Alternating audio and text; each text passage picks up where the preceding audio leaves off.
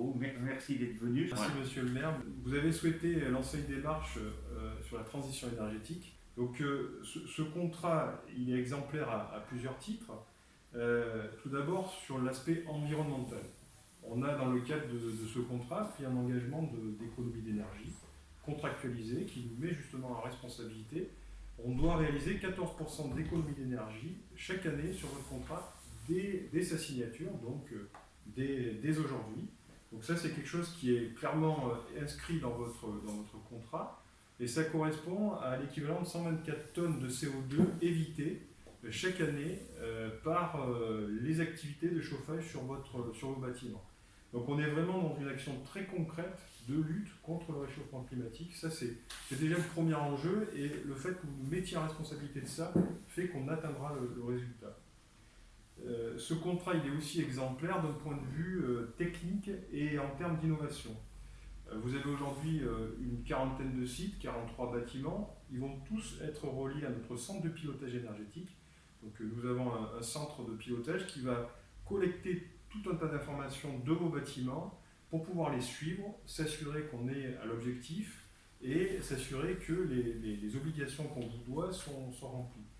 Donc on a aujourd'hui 40 sites qui vont être reliés, et tous seront équipés notamment de sondes connectées qui permettront de mesurer le confort intérieur à distance et en permanence. Donc ça, c'est un premier levier, parce que quand vous contrôlez le confort, vous contrôlez la température, vous assurez que vous ne surchauffez pas, mais vous assurez aussi qu'il y a du chauffage partout, et ça permet à la fois de répondre en termes de qualité de suivi et à la fois en termes de performance, de manière à ne pas surchauffer. On aura également 11 sites qui seront télégérés, c'est-à-dire qu'on va pouvoir avoir des relevés journaliers des consommations, et on va pouvoir simuler le comportement thermique de vos bâtiments. Donc on est là dans une vraie maîtrise de votre patrimoine bâtimentaire.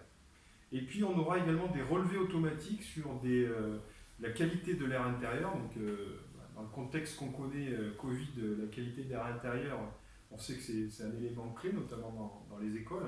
Donc on va surveiller la température, le niveau de CO2 et l'hygrométrie sur certains sites. Donc on voit qu'on on va faire entrer vos bâtiments dans l'ère du numérique et du bâtiment intelligent.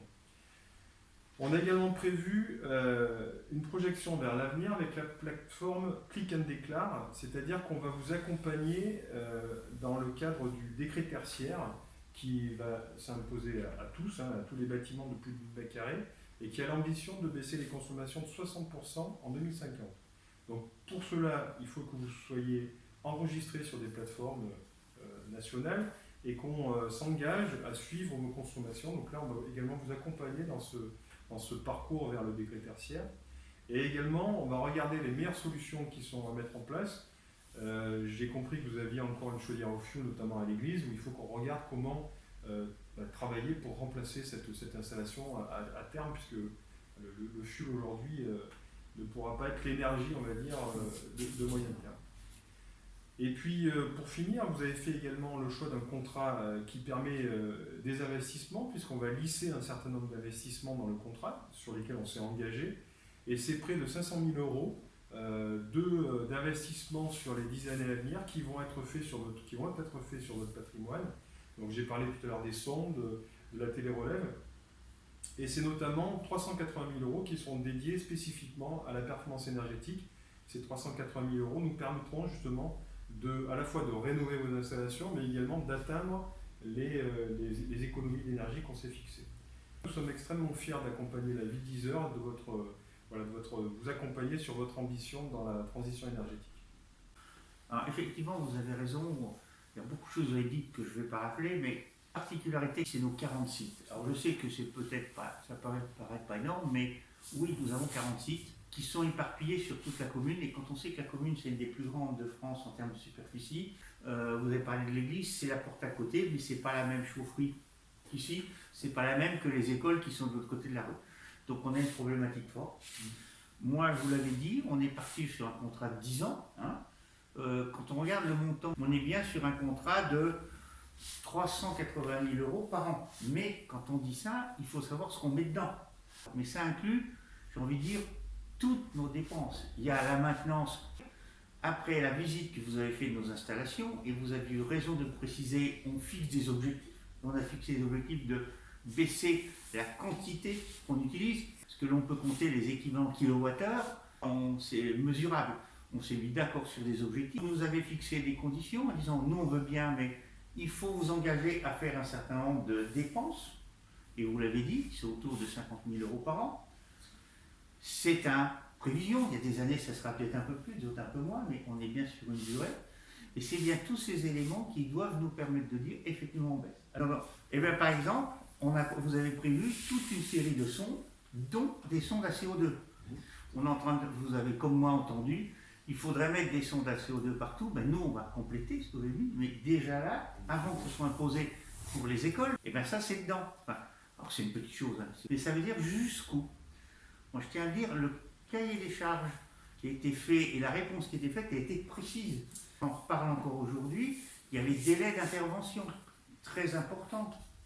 On a eu une panne dans les écoles, on a apprécié une intervention rapide. Je prends ces exemples parce que c'est, je pense, des choses importantes pour le grand public, savoir que c'est tout ça. Alors bien sûr, à côté de ça, le plus complexe, je le reconnais, c'est tout le travail d'anticipation, comment évoluer. Vous avez dit, et il faut qu'on le précise, tous ces investissements, ils sont sur les dispositifs de chauffage. Nous n'avons pas intégré dedans les dépenses que nous serons amenés à faire en complément sur les bâtiments. Peu à peu, on va se poser la question aussi de l'impact du bâtiment sur les gens. Mais ça sera des choses en parallèle. Donc voilà moi ce que j'avais envie de dire un petit peu pour compléter ce que vous avez dit. Oui, c'est un contrat important pour vous, pour nous, financièrement. Il y a un engagement de résultat. Vous l'avez dit, et on peut le décliner. Alors, si je le décline en mes termes à moi, ça veut dire qu'on s'est donné un objectif à atteindre avec des moyens. Si on les atteint sans utiliser tous ces moyens, il y a une part qui revient à l'entreprise. Et si on avait mis tous les moyens qui étaient demandés et qu'on n'atteint pas ces objectifs, c'est l'entreprise qui prend à sa charge dire j'ai, je mets des guillemets, vous aurez le droit de me prendre, l'entreprise pourra dire, et vous voyez, mal estimé ce qu'il fallait faire, ou il y a eu des choses qui ne se sont passées pas prévues, tant pis pour moi, j'ai signé un contrat, je le respecte. Donc ça doit être un dispositif gagnant-gagnant. Je pense que c'est important quand même de marquer. Tout à fait. Alors,